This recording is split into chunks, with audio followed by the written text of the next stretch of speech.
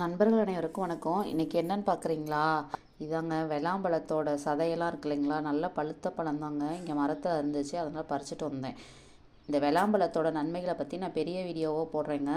இதில் இன்றைக்கி நம்ம ஒரு டிஷ் தான் செய்ய போகிறோம். ஏன்னா இந்த வெள்ளாம்பழத்தில் இன்றைக்கி யாரும் நம்ம சாப்பிட்றதில்ல இல்லைங்களா, இதை நீங்கள் வச்சு சாப்பிட்டு பாருங்கள், சூப்பராக இருக்கும்.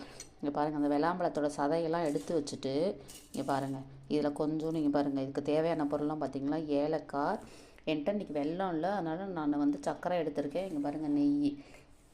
இது எல்லாத்தையும் போட்டு நீங்கள் இந்த விதையெல்லாம் எடுக்கிறதா இருந்தால் கூட நீங்கள் எடுத்துடலாம், இல்லை இருக்கட்டும்னா கூட விட்டுறலாம். இங்கே பாருங்கள், இந்த ஏலக்காய் பொடி கொஞ்சமாக போட்டுட்டு இந்த சர்க்கரை வேணுங்கிற அளவுக்கு போட்டுட்டு இதை சாப்பிட்டு பாருங்கள், சூப்பராக இருக்குங்க. வேணுங்கிற அளவுக்கு போடுங்க. நான் கொஞ்சம் சர்க்கரை அதிகமாக தான் சாப்பிடுவேன். இந்த நெய் இதையும் போட்டு மிக்ஸ் பண்ணி சாப்பிடுங்க, சூப்பராக இருக்குங்க.